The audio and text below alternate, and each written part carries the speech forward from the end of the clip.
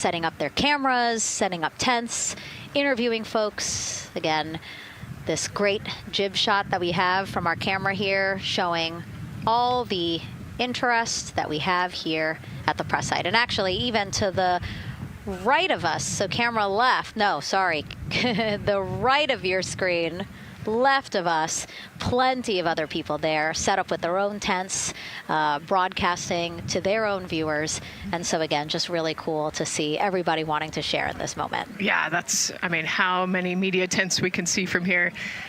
It's a beautiful thing. Yeah. I think it's important to share this message with the whole world. Yeah. And so let's take a look now at people who are watching in other parts of the country. We have this shot here from the U.S. Space and Rocket Center in Huntsville, Alabama. Oh, man, look Just at that. kidding. Museum of Flight, Seattle, Washington. So sorry. Hello to you over there. Sorry, I thought that you were in Alabama. But here you are from Seattle, Washington. Again, the Museum of Flight. They must have had a special event to bring people there to watch, as well as a special event here. Now, correctly, the U.S. Space and Rocket Center, Huntsville, Alabama. Of course, they would have a lot of people here, and I'm sure this crowd will grow when we get closer to launch. Marshall, the home of the SLS rocket. Yes. Yeah, this is a great chat. You can see all the people there, and obviously you've got quite a few artifacts in there as well. Oh, now they know. Yes. Yeah, now they know. They're on the broadcast. That's too funny. Awesome. Hey, listen, it's all right. We can sit. We can sit and chill until we wait for the opening of the window. No, there they are. Yeah. Everybody's excited. Thank you guys for showing us your excitement. I know deep down it was in there. It's just that you felt like sitting at the moment, and that's all right. There's a little delay. Yeah, that's all right. Well, thanks so much to those supporting these watch parties and bringing them to us live here. Actually, our video paths are taking quite a circuitous route to be able to bring those live views in from Seattle as well as Alabama, but we're glad that we can be able to share it with you in the broadcast now. And so why are we going to the moon? Why does NASA want to build a moon base there? Here's Megan Carter again with our moon board. All right, thank you, Megan. Yeah, so we are right around that hour-and-a-half mark, hopefully for that launch. It's going to be very exciting. So they are going to have a few days to be around the low Earth orbit, and then they'll be heading on to the moon. So yes, let's talk what will be happening. Why are we going to the moon? So obviously this is not going to be a landing, as we've discussed. They are going to be coming with 4,000 to 6,000 feet around the moon's surface, and this is going to connect us directly to our past. Those Apollo missions did have 6 lunar landings, and the Artemis campaign is looking to build on that past by going back to the moon, staying longer, and then going farther. So how are we going to do that, and why? We have obviously talked a little bit about that lunar South Pole, and we are focused specifically on the far side of the moon for this one for a specific reason. You might have guessed we're going to be looking for some resources especially, and that's going to be water or water ice. That is going to be giving us some really critical pieces for future missions. And as you can see here, we have identified 9 potential landing zones. So this is going to be a critical objective for our crew. Depending on when they launch, it will determine what is going to be visible, but we do have these 9 landing zones right here around the Shackleton crater. And as you can see here, a lot of that area is deep and dark, and that is where we are going to be looking for that water ice, because that is obviously going to give us not just water to drink, but as we know, that can actually be converted into our propellant potentially, that hydrogen and oxygen. So that is going to make the moon a critical place for that moon base, because we want to think of it essentially as a backpacking trip. If you have your tent and your hiking boots and your camping stove and all your gear, you don't want to take that out and be on the trail for the first day and then try everything out. You're going to test things out a little bit closer to home before you go out on that adventure. And that kind of goes for us as well. So the moon is going to be critical for us in the future steps towards our lunar landings, and then also for going farther on to Mars in the future. It's going to set us up for that deep space exploration, and we can't wait to see what they see once they get to that flyby. But for now, we are, like I said, getting closer. So I'm going to turn it back over to you, Megan. Exciting stuff. Again, the idea of accomplishing a moon base. Like, as we've been saying, sometimes things just seem like science fiction, and it's amazing that we're making it science fact. Yes, yeah, we're going back. We're going to scout it out, and then on the future Artemis missions, we're going to put boots back on the moon for the first time in over half a century. But we're going to stay, and we're going to learn from the moon, and we're going to, as Megan talked about, the water ice, and harness that resource, and, not only learn from the moon about Earth and about the solar system, but also figure out how we get to Mars from the moon. And so what we're seeing now, back inside the White Room with the closeout team, they are removing basically fixtures that protected the crew module hatch while they did work around it, right, Nicole? Yep. Yeah, so anytime that you're moving around and working, there are some sensitive sensors and parts of the crew module that we don't want to kick or bump into, and so it's easier to just put a guard up while you're working in there and then take it down later. And so this is a visual cue for us that the team is getting ready to close the last hatch, again, the launch abort system hatch. Can you tell us about what the LAS is? Yeah, so launch abort system, this is, we have the crew module, and then what sits out basically on top of the crew module is the launch abort system, and it has its own motors, so that we'll arm it about 5 minutes prior to launch, and then it stays with the crew module until about the Kármán line, so that 100-kilometer point in space. Once the crew could safely get to orbit, it will actually be jettisoned, and the crew module will then be exposed. So this is just a safety mechanism that stays on the outside of the crew module, and then as they monitor the attitude and the thrust and all sorts of the roll, all sorts of different data points to make sure the crew is safely getting to orbit. And once they are safely to orbit, then we will get rid of that launch abort system. And it looks like they're putting all these parts that they're removing from around the crew module hatch into a bag, because they have to take this out with them once they leave the pad, right? Yes, yeah, we don't want anything left up there in the White Room, and especially because that crew access arm will move away from the capsule and the rocket, and so we want an empty White Room, no FOD like we talked about, so that we can have a safe launch. And this orange tube that you see on the right side of your screen, that had been inside the crew module providing breathable air to the crew. And now again, with the crew module closed and them getting ready to close the second hatch that has been removed and is out of the way. So again, the closeout crew can continue to do their work. Yeah, that's just a duct to provide some cooling air and some breathing air to the crew and the closeout crew while they're in there. That's actually a good point, yeah. And so as we continue to watch the crew prepare to close the launch abort system hatch, why don't we take a look at the crew's mission patch?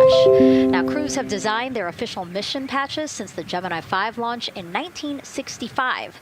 Reed, Victor, Christina, and Jeremy, they really wanted to play on the abbreviation of Artemis 2 to all, signifying not only the second major flight of the Artemis program, but also a mission to explore for all, by all. The crew chose the iconic Earthrise photo for a reason. It was taken by the Apollo 8 crew in 1968, the first crew to ever fly around the moon. The mission was to prove teams then were ready to land on the moon the same way Artemis 2 hopes to fly around the moon ahead of a lunar landing with Artemis 4. This time, as we've been saying throughout the broadcast, to stay on the moon and pave the way to Mars. Yeah, we talk about incremental steps, right? And so Artemis 2 is very similar to Apollo 8 in terms of that increment. They're going to fly around the moon and set up the rest of the Artemis program for landing on the moon, but also with a nod towards the fact that we do this for all humanity. And I love the thoughtfulness and how much importance they put on their patch design. Another camera angle of inside the Orion spacecraft. I was going to say we might be able to see Rise, but I think it's right behind Reed's foot there.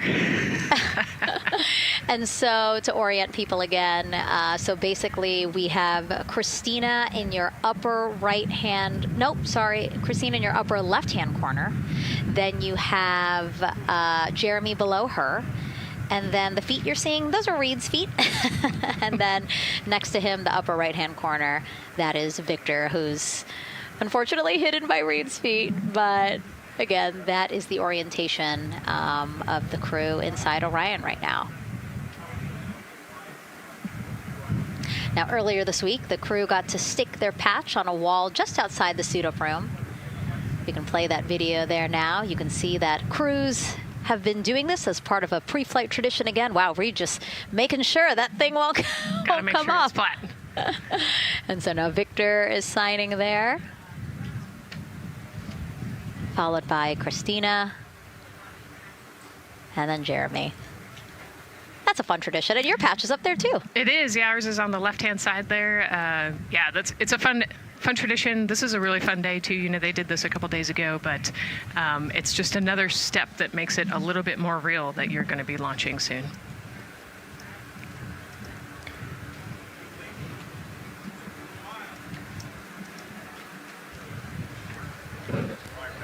Again, we talked a little bit about this before. The basically like a computer there on Jeremy's leg, a way for him to just check out the data, see some of the data that also Reed and Victor are getting to see, but in those much bigger displays for Orion. Right, yeah, it's basically a tablet on his leg, and it's actually plugged into a cord nearby that allows him to have a screen repeater so he can see what they're looking at.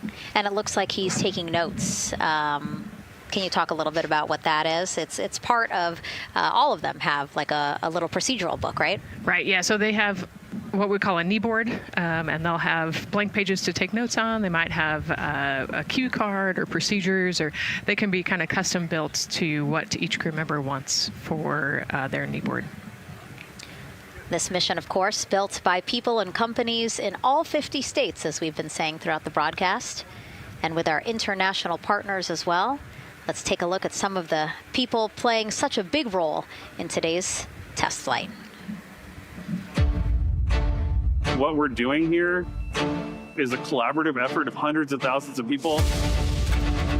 This is about the parts, the hardware, the software, the services, all coming together to make that mission possible.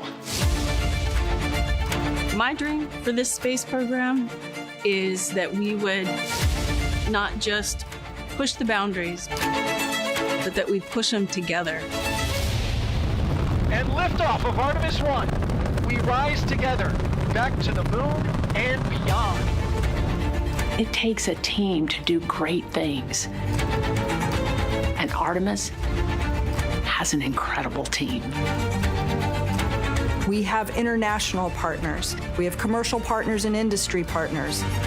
It takes unity to accomplish great things, and that's what this mission's all about. We're not sending our money to the moon and lighting it on fire. We're putting that money right back into the economy in ways that benefit everybody. So every dollar that comes out of the Treasury that goes to support this mission goes back into the Treasury 3 times. What is very important to me is that we do it the right way, and that we do it with our values, that our industries grow, that our communities grow, that our families are healthy and safe and have amazing things to work on. Then we're going to build machines to go even further onto Mars. That is our generation, the Artemis generation, that defines the starting point of our exploration future.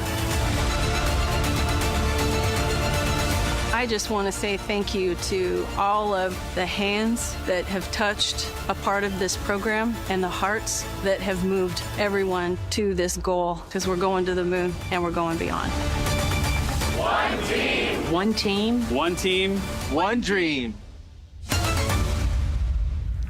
What I really like about that package is, again, just reminding people that this is spurring so many jobs across the country. Yeah, across the country and across the world, right? The whole world has a part of this. The Artemis Accords are signed by over 40, 50 different countries. And so, yeah, we're taking all of the taxpayers' money and we're putting it right back into the jobs here in the U.S. And the money, too. You know, when we have more disposable income because we have good paying jobs, that's money that goes back into our economy as disposable income. So really, it is just an ecosystem that NASA is proud to be a part of. Right. And not only is it about the money in the economy, right, but it's also about about the science and what we're going to learn and exploration. We, on top of all of those things, we benefit the economy as well.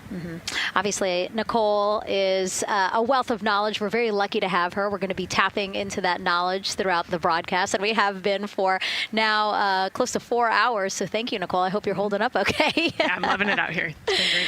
Let's learn a little bit more about Nicole. Her first mission to space was actually last March. She launched from here at Kennedy Space Center as pilot of NASA's SpaceX Crew 10 mission to the International Space Station. And what a beautiful launch that was. She spent 148 days in space conducting science experiments that could benefit us on Earth. For example, one studied the physics of liquids, which could help researchers deliver medicines more effectively. She also conducted an almost 6-hour spacewalk to help upgrade the orbiting lab's power system. Nicole is a lieutenant colonel in the U.S. Air Force and flew one of its most advanced aircraft. She was born in San Diego, California, and is a twin. That's a cute photo of the two of you.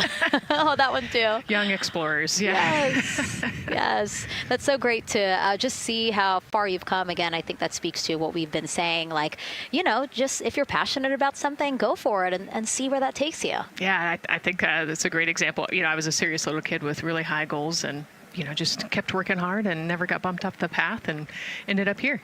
I think it's a testament to the human, like we talked about, if you're willing to work hard, be a good team player, you can really get anywhere you want in life. And that's what I love to talk about. Christina has mentioned similar things. And so it's been kind of a theme for the day. Yeah, definitely a theme for the day, a theme for the team. The team has said the same, the crew has said the same sort of things. So absolutely, Nicole, thank you so much for being here. And hopefully only a little bit more until launch today.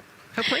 So today's Artemis 2 test flight will mark only the 7th time NASA astronauts will launch on a new NASA spacecraft designed for crew.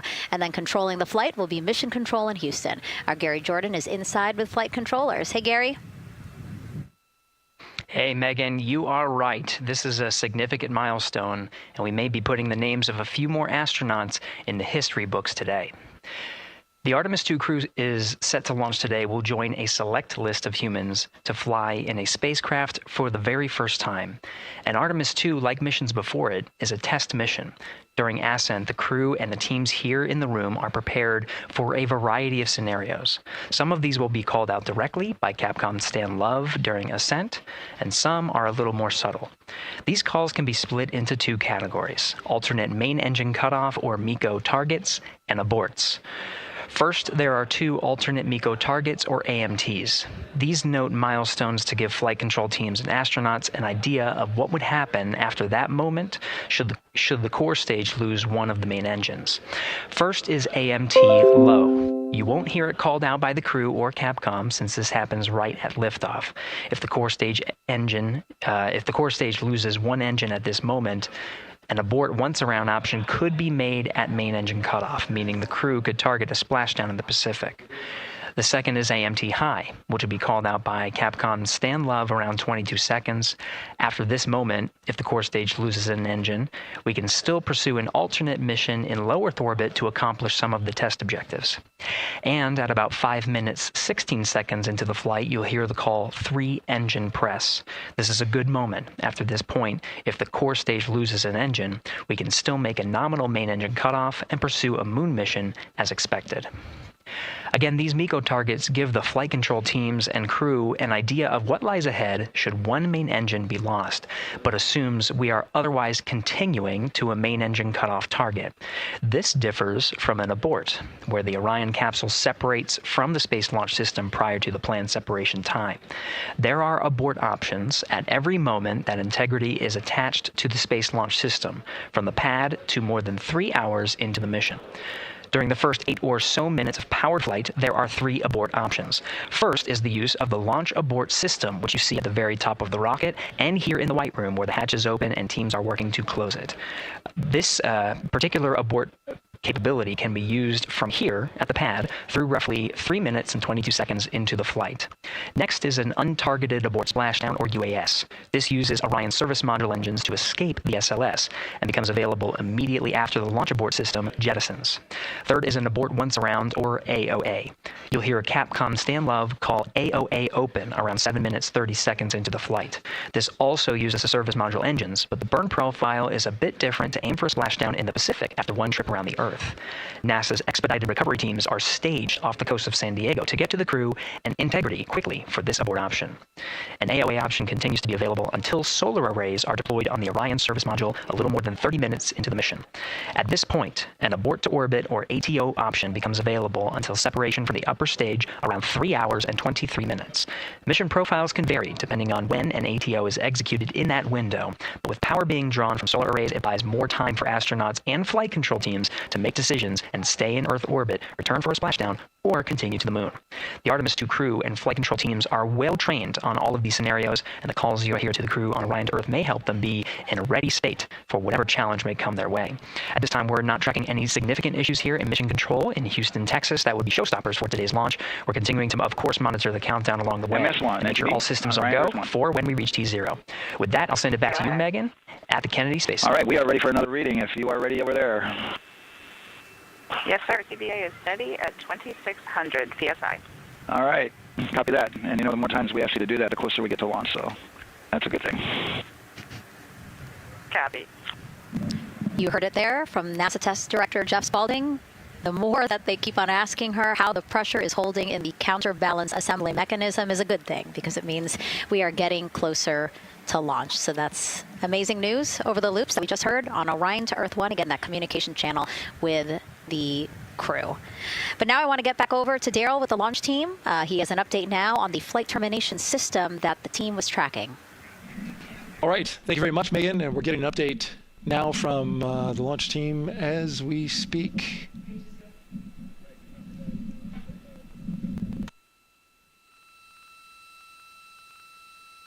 All right, stand by 1 second.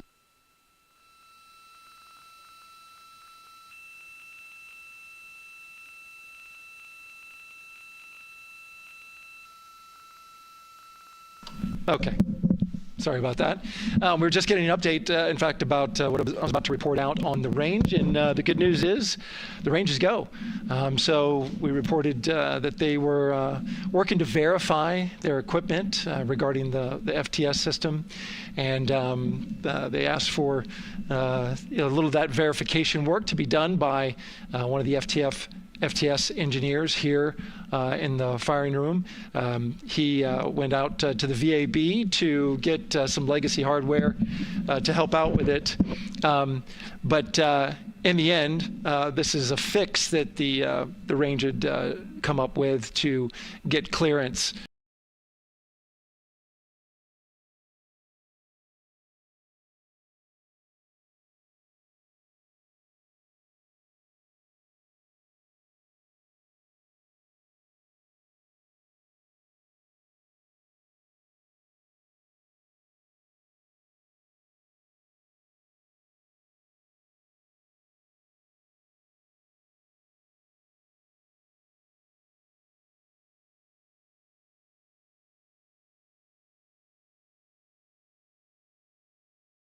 To clear the range, rather, and to as well work the FTS system. And so now they are go. Again, the range is go. That is no longer a constraint. And so you combine that with the fact that the rocket and the ground systems here also working, no constraints. Clear board here is great news. So again, the range is green, and we're continuing to work through the countdown. We got a weather update that came in to the launch director from Launch Weather Officer Mark Berger. He reported out that there's still a little bit of feisty weather activity that's happening up in the Titusville area. That's the city neighboring the Kennedy Space Center. Those showers had passed over Kennedy, and then now they're currently over in Titusville, currently still within that mile kind of constraint of flight through precipitation rule.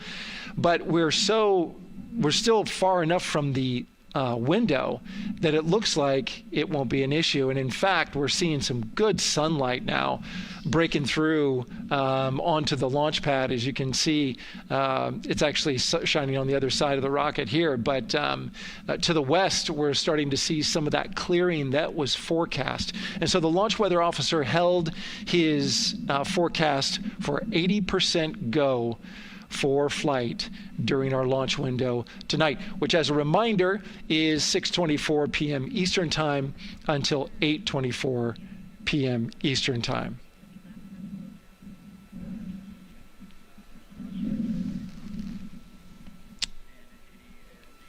And we're also hearing that the last hatch closure, as you can see in the bottom corner of your screen, they're starting to work on that. That's the launch abort system hatch.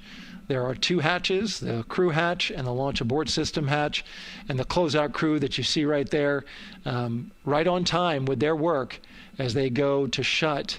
And you can see it in motion right now, that launch abort system hatch.